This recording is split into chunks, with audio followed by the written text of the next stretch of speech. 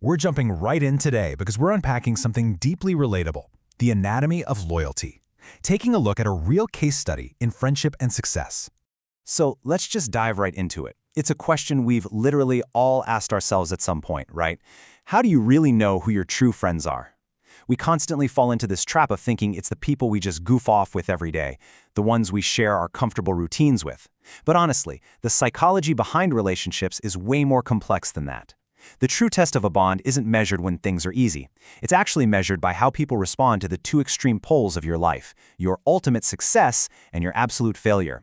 Because these two extremes act like a giant magnifying glass, completely exposing the hidden dynamics of our social circles. To really wrap our heads around this idea of conditional versus unconditional relationships, we're going to walk through the fascinating story of a young entrepreneur named Ethan. So, let's start with phase one, the illusion of brotherhood. Back in high school, Ethan was this quiet, kind, just incredibly hardworking kid. And he had this tight-knit group of friends who spent practically every waking moment together. I mean, they were so close, they literally called themselves brothers. Ethan genuinely believed these were the guys who'd be by his side forever. Because to him, friendship was 100% unconditional. If a buddy forgot lunch, Ethan shared his food. If someone was short on cash, he quietly helped them out, no questions asked, never expecting it back.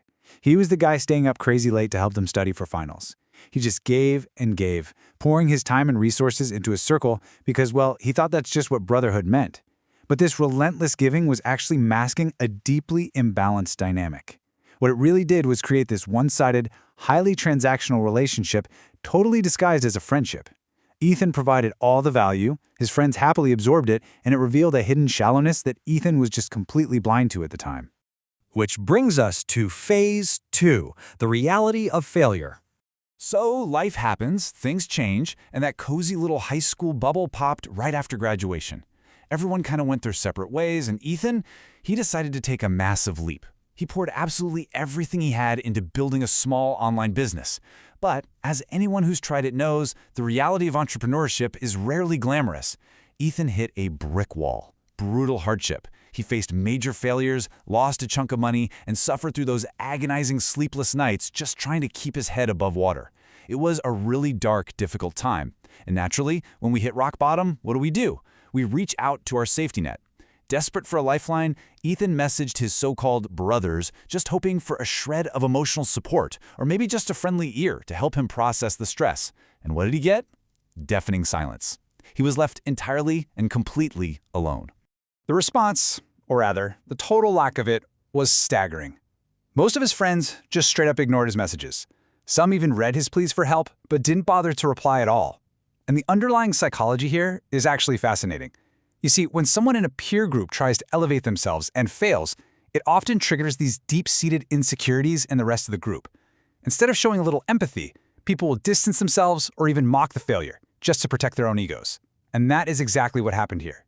Behind his back, the very people he used to feed and tutor were laughing at him. They were whispering things like, "He thinks he'll become successful? Please, he'll give up soon." Hearing those words, realizing the profound nature of this betrayal, honestly, that hurt Ethan far more than his business failing ever did. The entire bedrock of his social identity was just an illusion. But let's move to phase three, the success paradox.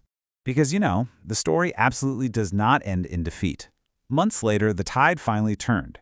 Ethan pushed through that horrible isolation, and against all odds, he actually succeeded.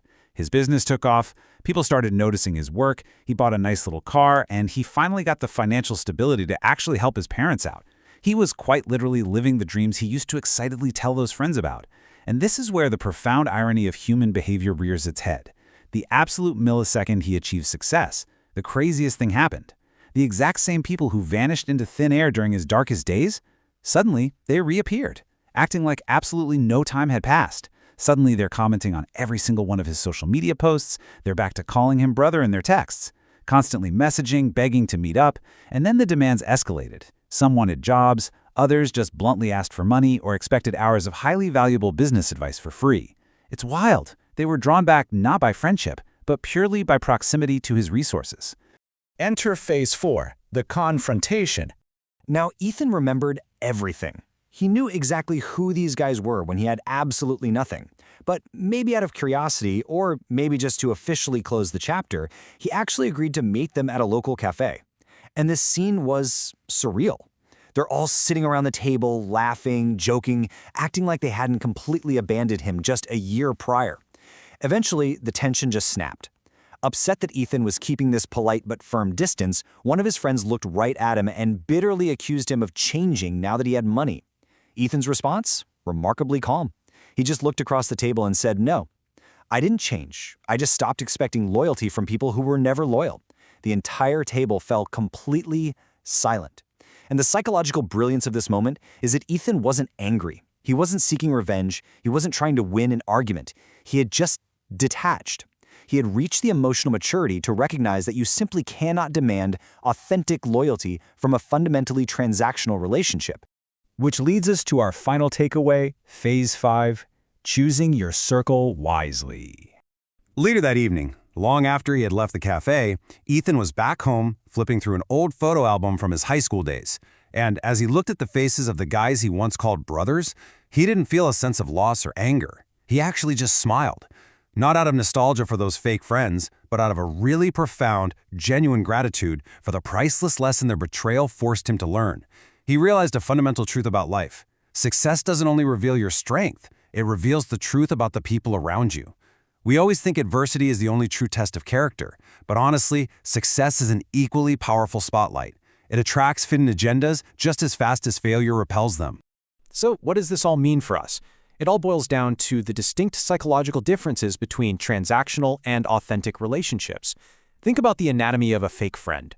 They operate purely on convenience, they stay for the benefits they can extract, they are literally the first to mock your ambitions when you stumble because it makes them feel superior, and then they conveniently return when you suddenly have something they want.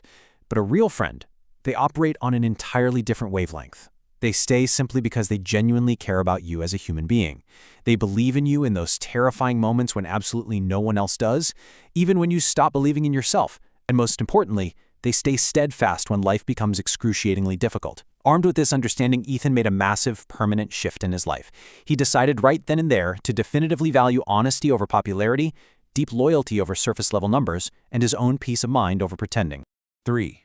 Fast forward years later, and because Ethan chose his circle so incredibly carefully, he had only 3 close friends in his entire life. That is it, just 3. But the beautiful part? Those 3 individuals stood shoulder to shoulder with him through every single subsequent success and every single brutal failure that followed.